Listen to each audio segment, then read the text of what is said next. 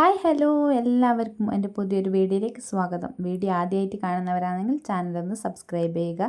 തൊട്ടടുത്ത ബെൽ ബട്ടണും കൂടി അമർത്തി വെച്ചാൽ ഞാനിടുന്ന വീഡിയോസ് നിങ്ങൾക്ക് നോട്ടിഫിക്കേഷനായി എത്തുന്നതാണ്.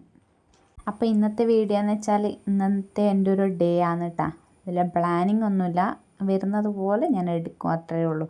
വീഡിയോസ് എടുക്കുന്നതായിട്ട് വലിയ പ്രിപ്പറേഷനും കാര്യങ്ങളൊന്നുമില്ല. അപ്പോൾ രാവിലെ എൻ്റെ ഉറക്കം ഞെട്ടുമ്പോൾ തന്നെ ലച്ചുട്ടിയും കൂടി അറിഞ്ഞിട്ടുണ്ട് കേട്ടോ. പിന്നെ നേരത്തെ എണീച്ചിട്ട് വലിയ കാര്യമൊന്നും ഇല്ലാത്തതുകൊണ്ട് ഞാൻ ലച്ചുട്ടിയും കിടക്കപ്പായെന്ന് തന്നെ കുറച്ച് സമയം കളിച്ച്. വീട്ടിൽ വന്നാൽ ഞാൻ ലേറ്റായിട്ട് എണീക്കൂ. അത് ഞാനെന്നല്ല, മിക്ക പെണ്ണുങ്ങൾ അങ്ങനെ ആയിരിക്കുമെന്ന് തോന്നുന്നു. സ്വന്തം വീട്ടിൽ വന്നാൽ പിന്നെ അവർക്ക് ഉറക്കവും എല്ലാം കൂടുതലായിരിക്കുമെന്ന് ഞാൻ വിചാരിക്കുന്നു. അങ്ങനെ അമ്മേൻ്റെ വിളിയെല്ലാം കഴിഞ്ഞിട്ടാണ് മെല്ലെ എണീച്ചിട്ടാണെങ്കിൽ ഞാൻ ലച്ചുട്ടി കുറേ സമയം കളിച്ചു. ഞാൻ ലച്ചുട്ടി ഇന്ന് താഴെ പായ വിരിച്ചിട്ടാണ് കേട്ടോ കിടന്നത്. ബെഡിൽ കിടക്കുമ്പോൾ ഒരു സുഖം കിട്ടിയിട്ടില്ല. അതുകൊണ്ട് ഞാനും ലച്ചും താഴെ പായയും വിരിച്ചിട്ട് കിടന്നുറങ്ങി. ലച്ചു ഉറക്കം എണീച്ചാൽ തന്നെ നല്ല ആക്റ്റീവായിരിക്കും, അതുകൊണ്ട് വലിയ കുഴപ്പമൊന്നുമില്ല. ഞാൻ ലച്ചുട്ടിയും പല്ല് തേക്കാൻ വേണ്ടി പോയി പല്ലെല്ലാം തേച്ച് വന്ന് വരുമ്പോൾ മീൻ കറിയാണ്. അപ്പോൾ മീൻ കറി വേണ്ടാന്ന് വെച്ചിട്ട് ഞാൻ കുറച്ച് ചമ്മന്തി ഇറക്കാമെന്ന് വിചാരിച്ച് ചമ്മന്തിയും അപ്പം തിന്നാമെന്ന് വിചാരിച്ചിട്ട് കുറച്ച് തേങ്ങയെല്ലാം ചിരണ്ടി സെറ്റാക്കി. അപ്പോൾ ഇനി നമ്മൾ ചായയെല്ലാം കുടിച്ചിട്ട് വരാം. ചായയെല്ലാം കുടിച്ചിട്ട് വേണം ഒന്ന് ഒരുങ്ങാൻ വേണ്ടിയിട്ട്. അടുത്ത പണി തുടങ്ങുന്നതിന് മുമ്പ് മുടിയെല്ലാം വാർന്ന് എണ്ണയെല്ലാം തേച്ച് ഒതുക്കി കെട്ടിയിട്ട് വേണം അടുത്ത പരിപാടി തുടങ്ങാൻ.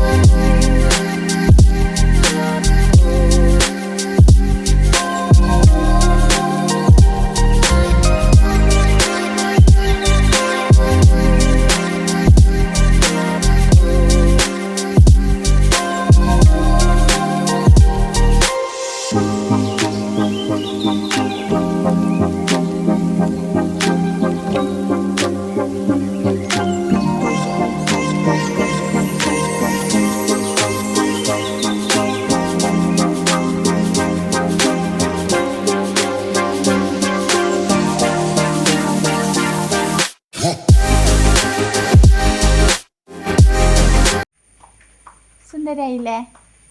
ഇഷ്ടായിന? സൂപ്പറായിന? അടിപൊളി. ചിരിച്ച ഒന്ന് ചിരിച്ച.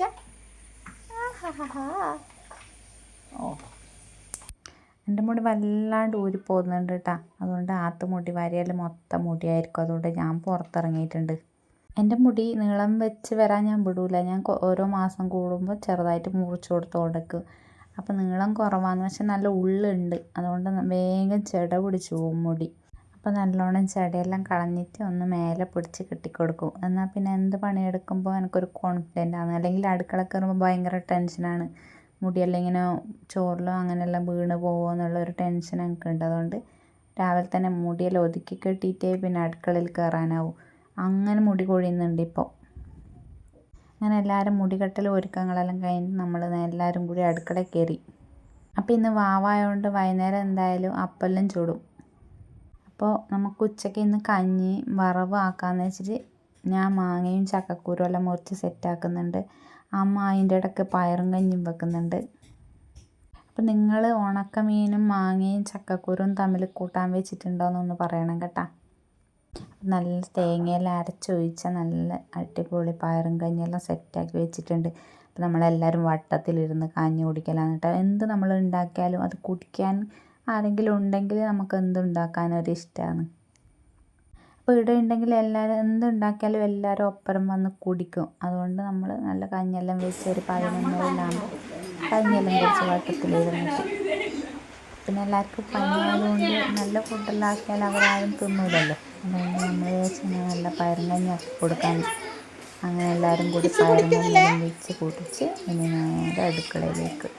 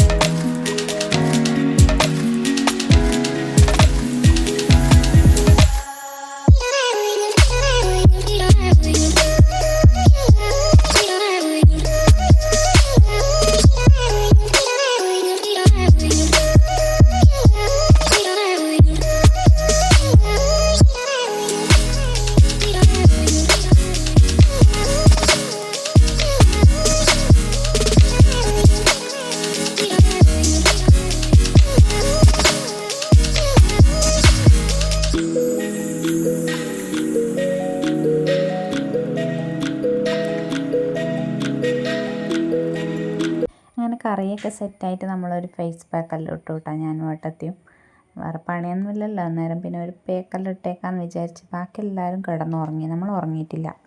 അങ്ങനെ അവരെല്ലാം ഉറങ്ങി എണീച്ചിട്ട് നമ്മളൊരു 4:30 ആകുമ്പോൾ ഒരു കട്ടനും കുറച്ച് ബേക്കറിയെല്ലാം കൂടി കഴിച്ചു. അത് കഴിഞ്ഞ് രാത്രിത്തേക്ക് വാവിനുള്ള കാര്യങ്ങളെല്ലാം സെറ്റാക്കാൻ വേണ്ടിയിട്ട് നമ്മൾ വീണ്ടും 4:30 ആകുമ്പോൾ അടുക്കള കയറി.